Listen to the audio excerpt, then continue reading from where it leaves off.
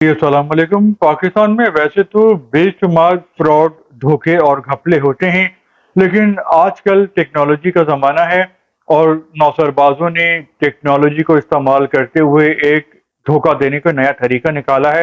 اور وہ ہیں آن لائن قرض ایپ کے ذریعے لوگوں کو لوٹنا۔ پچھلے دنوں بہت سے ایسے واقعات ہوئے ہیں کہ مجبوری میں لوگوں نے قرضے لیے۔ چھوٹے موٹے یہ قرضے تھے کہ جیسے 10 سے 15 ہزار روپے، اور ان کے ساتھ دھوکہ یہ کیا گیا کہ پہلے تو قرضہ ان کو دے دیا گیا، اور اس کے بعد مختلف بہانے بنا کے ان پہ جرمانے لگائے گئے، پلینٹیز لگائی گئیں، ان پہ الزامات لگائے گئے اور اس قرضے کو بڑھا دیا گیا۔ یعنی ہر مہینے 15 ہزار روپے لینے والوں کو کچھ نہ کچھ دینا پڑتا تھا، 500 700 روپے، اور وہ دے رہے تھے، لیکن وہ قرضہ جو ہے وہ کم ہونے کے بجائے بڑھتا گیا۔ مختلف بہانے انہوں نے استعمال کیے اور جرمانے لگا کے 15 20 ہزار روپے کو کر دیا گیا، 12 15 لاکھ روپے تک پہنچا دیا گیا، اور لوگوں کو دھمکیاں دی گئی، پریشر ڈالا گیا، مختلف طریقے آزمائے گئے نیگیٹو،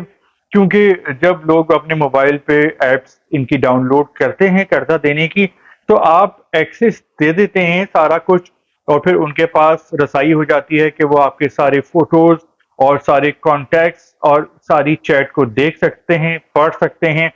اور پھر مختلف طریقے سے اس کا غلط استعمال بھی کیا گیا، لوگوں کو ڈرانے کے لیے، دھمکانے کے لیے، بلیک میل کرنے کے لیے، پریشر لینے کے لیے، اور ایسے میں کچھ لوگوں نے خودکشی بھی کر لی۔ راول پنڈی کے مسعود صاحب تھے جنہوں نے 15 ہزار روپے قرضہ لیا تھا، لیکن ان کے ساتھ بھی یہی گیم کھیلا گیا، اور پھر وہ قرضہ بڑھ کے چند ہزار روپے سے 15 لاکھ روپے تک پہنچ گیا، اور ان کو اتنا ڈرایا گیا اور تنگ کیا گیا کہ اس شخص نے خودکشی کر لی۔ اب اس کے بیوہ اور بچے ہیں، وہ اس ظالم زمانے میں رول رہے ہیں۔ تو مہنگائی تو ہے اور اس سے سبھی پریشان ہیں، چاہے کوئی کم کماتا ہو یا زیادہ کماتا ہو۔ تو ہم کو کوشش یہی کرنی چاہیے کہ ہم اس طرح کی آن لائن جو قرض ایپ ہے ان سے تو بچیں۔ بندہ بھوکا رہ لے، ایک وقت کھانا کھا لے، لیکن اس طریقے سے ان ایپس کے ذریعے قرضہ نہ لے، کیونکہ یہ لوگ لٹیرے ہیں، 2 نمبر لوگ ہیں، گھٹیا ہیں، ظالم ہیں، مجبور مڈل کلاس اور غریب لوگوں کا استحصال کر رہے ہیں۔ تو ایک تو اس آن لائن ایپ سے بچیں قرضہ لینے سے۔ دوسرا، بندہ جو ہے وہ رشتہ دار یا دوست سے قرضہ مانگ کر بھی آج کل ذلیل ہوتا ہے، دیتا کوئی نہیں ہے، اور اگر دے بھی دیتا ہے تو وہ قرضہ پھر واپس نہیں ملتا۔ یہاں پہ یہ بھی بڑا مسئلہ ہے کہ ہم میں سے جو لوگ قرضہ دے دیتے ہیں اپنے جاننے والوں کو، تو پھر ان سے قرضہ واپس لینے کے لیے خود کو بہت ہی ذلیل اور خوار ہونا پڑتا ہے۔